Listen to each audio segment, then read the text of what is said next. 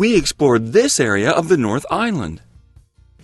Hi, we've come to visit a small rural school. In fact, it's a school Max went to when he was a child. Let's go check it out.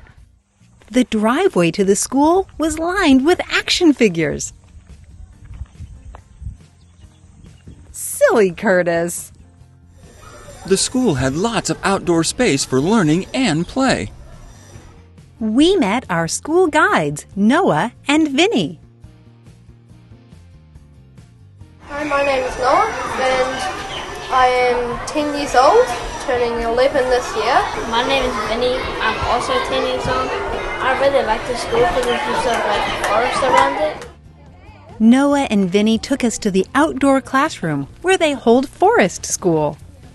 Forest School gives kids a chance to use the skills they learned inside, outside, and in new ways. They had a huge sandbox and a pebble box they could play in, and a cool drawing of a stegosaurus. That's our red train over there. They had lots of playground equipment, including some awesome slides. Woo! They showed us where students hung up their backpacks and hats during class. All of a sudden, the kindergarten doors flew open. The students ran across the field and back to get their wiggles out. Vinny spotted something. It was monarch butterfly caterpillars on a swan plant. We have monarch butterflies too. We saw caterpillars eating the leaves. They seemed very hungry. He also showed us a chrysalis, where the caterpillar changes into an adult butterfly. They're beautiful insects. They're native to New Zealand, too. This great white butterfly is an invasive species. They were brought here by accident. We also spotted this common copper butterfly feeding on nectar. And this red admiral butterfly. Both of these are endemic to New Zealand. As kids were preparing to play outside, we went inside. They had big classrooms. Noah and Vinny told us they're learning the Maori language. Maoris were the first people to live in New Zealand. They showed us art projects that celebrate Maori culture. And indigenous animals like kiwis. Vinny showed us a boat he'd made from natural materials. They're doing a boat building project school-wide. They'll race the boats in their swimming pool. They're also growing native plants to reforest a hillside. And they had some fascinating fruit trees. This is a feijoa fruit. We've never seen this kind of fruit before. We decided to give it a try. No, I've never heard of this fruit. All right.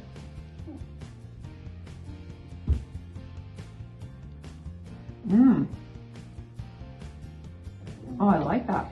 That is a really unusual flavor. I've not had this before in fruit. Like nothing I've ever had. Yummy! Thank you for an awesome tour. Yay! That was awesome. Yay! It was time to go check out a black sand beach. As we passed these hills, we realized there were lots of places to look for unreported invasive species, but we don't have time to look everywhere. There was something on the side of the road. It was turkeys. They were introduced almost 165 years ago for food. Soon, we arrived at the beach.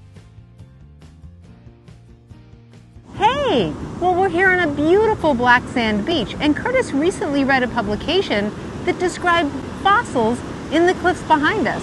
So we're going to go check it out. Let's go! All right, let's go. The sand is black because it's a mixture of titanium and iron. It's magnetic. The magnetic sand sticks to the metal blade of this old knife. It's a magnetized beach. Awesome! We made our way to some rocky cliffs.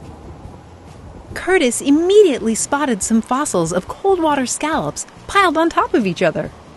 They are long extinct. When they died, they sank to the bottom of the ocean and were buried in mud. After a long time, the mud and scallops turned into layers of rock.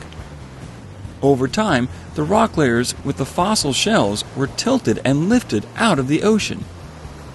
These fossils are evidence that an extinct species of scallops once lived here. Back then, there were no invasive species.